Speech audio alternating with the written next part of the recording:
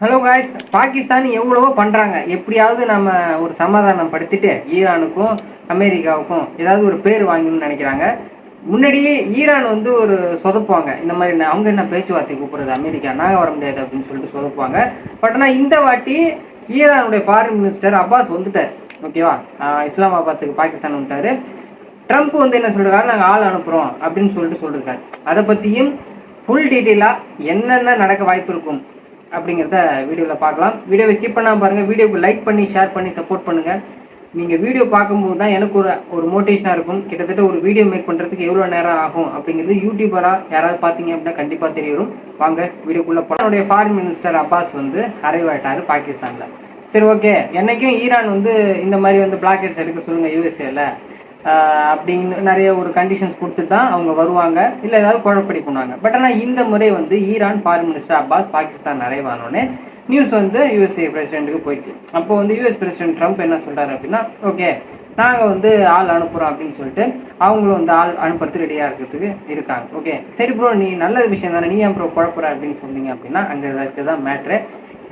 அது என்ன அப்படின்னா, இதில் காலிபாஃப் வரல, பார்லிமெண்ட்டுடைய ஸ்பீச்சர் அவர் வரல. காலிபாஃப் தான் இதுக்கு மெயின் ரீசனே. காலிபாஃப் வரல, அதுக்கு தகுந்த மாதிரியே இன்னொரு சம்பவம் வந்து நடந்திருக்கு. அதை பற்றி சொல்கிறேன். இஸ்மாயில் பக்கீப் அப்படிங்கிறவர் ஈரானுடைய வெளியுறவுத்துறையுடைய ஸ்போர்ட் பர்சன். அவர் என்ன சொல்லியிருக்காரு அப்படின்னா, சொன்ன மாதிரி தான். என்ன அப்படின்னா, நாங்கள் எங்களுடைய ஈரானுடைய ஃபாரின் மினிஸ்டர் வந்து பாகிஸ்தான் போயிருக்குது உண்மைதான், அது நாங்கள் வந்து தப்பு சொல்லலை, உண்மையாக தான் வந்திருக்காரு. ஆனால் நாங்கள் பேசுகிறதுக்கு வந்து பாகிஸ்தானுடைய அவங்களோட ஹையர் லெவல் அஃபீஷியல்கிட்ட தான் நாங்கள் பேசணும். ஓகே, சிம்பிளாக சொல்லிட்டாரு. குழப்படி இருந்துச்சா? அதே போல் நாங்கள் யூஎஸ்ஏவுடைய அந்த டெலிகேட்ஸோடைய டைரெக்டாக பேச மாட்டோம். இதில் மீடியேட்டர் யார் இருக்கா, பாகிஸ்தான், அவங்கள்ட்ட நான் எங்களுடைய அந்த டிஸ்கஷனு என்ன மாதிரி கண்டிஷன்ஸ்லாம் சொல்லுவோம் அப்படின்னு சொல்லிட்டு அவர் ஒரு ஸ்டேட்மெண்ட்டை கொடுக்குறாரு. ரெண்டுக்கும் புரிஞ்சிச்சா? இதில் ஐஆர்ஐபி ஈரானுடைய ஸ்டேட் மீடியா சொல்லியிருக்காங்க என்ன அப்படின்னா, நாங்கள் வந்து ஃபாரின் மினிஸ்டர் போனதாங்க உண்மை, அவங்க போய் பார்க்க போனது பெரிய பெரிய ஹையர் அஃபிஷியல்ஸ் தான் பார்க்க போகிறோம். இப்போ பாகிஸ்தான் வந்து அதில் மீடியேட்டராக இருந்து இன்ஃப்ளூயன்சராக இருந்து எங்களுக்கு வந்து அந்த தீர்வு காணணுமே தவிர நாங்கள் எடுக்கிற முடிவு தான் அப்படிங்கிறத சொல்கிற மாதிரி இந்த அஃபிஷியலான ஈரான் ஸ்டேட் மீடியாஸே சொல்லியிருக்காங்க. ஏன்னா இவங்க சொன்னால் ஈரான் கவர்மெண்ட்டே சொன்னது, அந்த மாதிரி பவர் இருக்குது. ஓகேவா, இது போல் நடக்குது. பாகிஸ்தானில் எல்லாத்தையுமே பிளாக் பண்ணுறாங்க ரோட்ஸ். ஏன்னா அவ்வளோ சேஃப்டி ப்ரிகாஷன். ஏன்னா வந்து பாகிஸ்தானில் உள்ளூர்லேயே அடிச்சுக்கிறவங்க நிறைய பேர் இருப்பாங்கிற மாதிரி பாகிஸ்தான்லேயே ரெண்டு பக்கம் இருக்குது. ஓகேவா, ரெண்டு ஸ்டேட்டாக பிரிக்கணும் அப்படின்னு சொல்லிட்டு அதில் ஒரு பிரச்சனை போயிட்டுருக்கு. நிறைய பயங்கரவாதிகள் தீவிரவாதிகள் கவர்மெண்ட்டுக்கு ஆப்போசிட்டாகவே இருக்குது. அதை தடுமாறி தான் ஷபாஸ் ஷெரீஃப் வந்து ஓட்டிகிட்டு இருக்காரு. அதாவது இஸ்லாமாபாத்தில் நல்லா பிளாக் பண்ணி வச்சுருக்காங்க ரோட்ஸ் எல்லாம். அப்படியே எல்லாமே மெயின் ரோடு எல்லாமே இஸ்லாமாபாத்தில் பிளாக் பண்ணி வச்சுருக்காங்க. ஓகேவா, எப்படியாவது நம்ம அந்த பேர் எடுத்துடணும். எப்படின்னா, நம்ம எப்படியாவது இங்கே ரெண்டு பேருக்கு சமாதானப்படுத்தி அந்த ஒரு பேர் நம்ம தான் பண்ணி கொடுத்தோம் அப்படிங்கிற மாதிரி ஒரு பேர் எடுக்கணுங்கிறதுக்காக அவங்களும் முடிஞ்ச அளவுக்கு கஷ்டப்படுறாங்க பாகிஸ்தான் கவர்மெண்ட்டும். அப்பாஸ் வந்து பாகிஸ்தானுடைய ஆஃபீஸர் முனீரை வந்து போய் சந்திக்கிறாரு. சந்திச்சுட்டு அவர் சொல்கிறாரு, நான் இங்கே வந்தது பாகிஸ்தானுக்கு மட்டும் இல்லை, அப்படியே நான் வந்து ஓமன் போகிறேன், அப்படியே ரஷ்யா போகிறேன் அப்படின்னு சொல்லிட்டு அப்பாஸ் ஒரு ட்விஸ்ட்டை போடுறாரு. இது என்ன ரீசனாக இருக்கும் அப்படின்னா, ஓமன்ட்ட மேபி அந்த ஹார்மோஸில் மேபி அந்த டேக்ஸு மற்ற அந்த அமௌண்ட்லாம் பிரிக்கிறதுல மேபி பிரிச்சுக்கிறது கூட மேபி போய் பேசலாம் ஓமன்ட்ட அந்த ஹார்மோஸில்.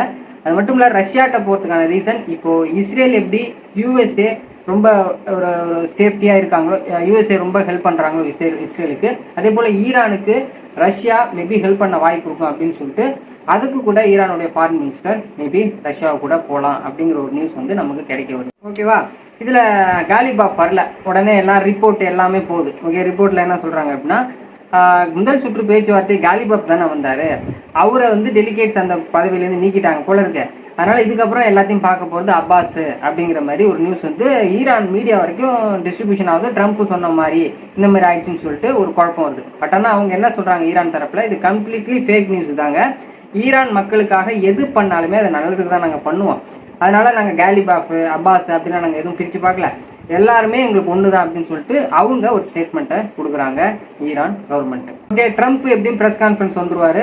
கண்டிப்பாக ப்ரெஸ் கான்ஃபரன்ஸ் இந்த மாதிரி நடந்துட்டு இருக்கிறதுனால ப்ரெஸ் கான்ஃபரன்ஸில் வந்து சொல்கிறது என்ன, இந்த மாதிரி ஈரான் இந்த போரை கண்டிப்பாக முடிவு கொண்டு வரணும்னு வந்துட்டாங்க, இதுக்கப்புறம் அவங்களுக்கு வேறு வழியே கிடையாது, அதனால் எங்களுக்கு ஒரு சில ஆஃபர் கொடுத்துருக்காங்க, இந்த ஆஃபர்ஸு டிமாண்ட்ஸ் நாங்கள் கொடுக்கறது எல்லாமே அவங்க கண்டிப்பாக ஒத்துக்கணும் அப்படின்னு சொல்லிட்டு ட்ரம்ப்பும் சொல்கிறாரு. இந்த மாதிரி வந்து போயிட்டு இருக்கு. இது போல இப்போ ஒரு சில நாட்களுக்கு முன்னாடி நம்ம வீடியோ போஸ்ட் பண்ணும்போது அந்த வான்வழி பரப்பெல்லாம் வந்து ஓப்பன் பண்ணாங்க. ஓகேவா? இப்போ ஒவ்வொரு நாட்டுக்கும் வந்து அந்த ஏர்போர்ட்ஸு இது பிளேனு எல்லாமே ஏரோப்ளேன்லாம் போயிட்டு இருக்கு. அதுல டெஹரான்ல இருக்கக்கூடிய இமான் கமினி ஏர்போர்ட்லேருந்து ஒரு 3 இடத்துக்கு வந்து போயிருக்கு ஏர்போர்ட்ஸ், அதாவது ஃப்ளைட்டு. அதில் ஃபர்ஸ்ட் வந்து டிபார்ச் வேர் ஹெட்டிங் டு மெடினா, சவுதியில் இருக்கக்கூடிய மெடினாவுக்கு போயிருக்கு. ஓமனில் இருக்கக்கூடிய நஸ்கட் அப்படிங்கிற இடத்துல போயிருக்கு. துருக்கியில் இருக்கக்கூடிய இஸ்தான்புல் அப்படிங்கிற அந்த 3 இடத்துல வந்து ஃப்ளைட் வந்து போயிருக்கு. இப்போ மேக்ஸிமம் தெரியுது, ஓகே ஃப்ளைட்ஸ் எல்லாமே வந்து நார்மலாக வரதை பார்க்கும்போது மேபி இரண்டாம் கட்ட பேச்சுவார்த்தை இந்த மாதிரி டிமாண்ட்ஸ் ஆஃபர்ஸ் எல்லாம் ஒத்துக்கிட்டா மேபி சான்சஸ் இருக்கலாம். இந்த மாதிரி ஓகே போர் மேபி கொஞ்சம் தள்ளி கூட போகலாம். போர் நிற்கிறதுக்கான வாய்ப்பு கூட அதிகமாக இருக்கும். தேங்க்ஸ் ஃபார் வாட்சிங். நெக்ஸ்ட் அப்டேட் கிடைச்சா நான் வீடியோ போஸ்ட் பண்ணுறேன். நெக்ஸ்ட் வீடியோவில் பார்க்கலாம்.